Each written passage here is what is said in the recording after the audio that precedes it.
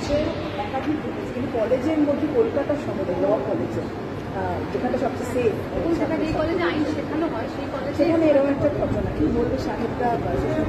এই একটা ঘটনাকে নিয়ে বললে তো হবে না, মানে খবরের কাগজ তুললে পরেই দিনের পর দিন কোনো না কোনো কোথাও না কোথাও কোনো ছোট কখনো বড় এরকম ঘটনা আমরা দেখতেই থাকছি, যে শ্লীলতাহানি হচ্ছে, ধর্ষণ হচ্ছে, অ্যাবিউজ হচ্ছে, বিভিন্ন জিনিস।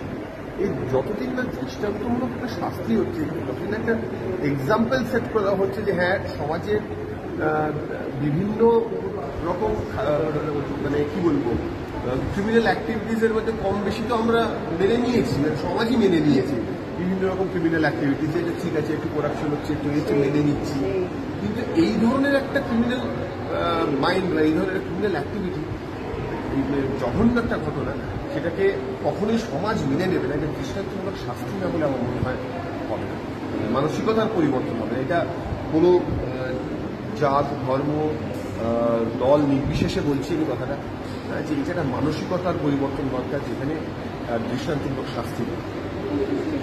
তাই শাস্তি হচ্ছে না বলেই কিন্তু ঘটনাগুলো বারবার ঘটছে। মানুষের মধ্যে যদি ভয় থাকে এটা করলে আমি তো মারাত্মক শাস্তি পাবো, তাহলে সে সেটা করবেই না, কখনো সেটার কথা ভাববেও না। সত্যি একটা এরকম সত্যি যদি শাস্তি দেওয়া হয় তাহলে ঘটনাগুলো আর ঘটবে না।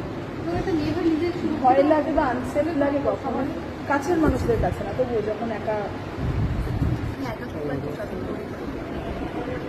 কাছের মানুষ দূরের মানুষ বলে নয়, সেফটিটা কোথাওই নেই। মানে আজ যে কোনো বাবা মারই এটা একটা সন্ত্রাসের বিষয় তৈরি হয়ে যাচ্ছে, যে সন্তানকে তারা কোথায় সেফ রাখবে। মানে মেয়েদেরকে স্বাবলম্বী করে তুললেও এরকম প্রেডেটার্সরা সোসাইটিতে ঘুরছে, ফ্রিলি ঘুরছে, এইটা ভাবতেই তো খুব অবাক লাগে। কিন্তু ছেলেটার চেহারা দেখে কখনো দেখে মনে হবে যে কোনো কিছু করতে পারে, ওরকম চেহারা তাদের দেখে কখনো মনে হবে, কিন্তু করছে। ভয়টা থাকলে পরে হয়তো করবে, এটা আমরা আশা পাই, মানে আমরা এটা শিওর নয় যে দৃষ্টান্তমূলক শাস্তি হলেও হয়ে যাবে, সমাজটা পুরো পাল্টে খানিকটা হলেও হয়তো চেঞ্জ।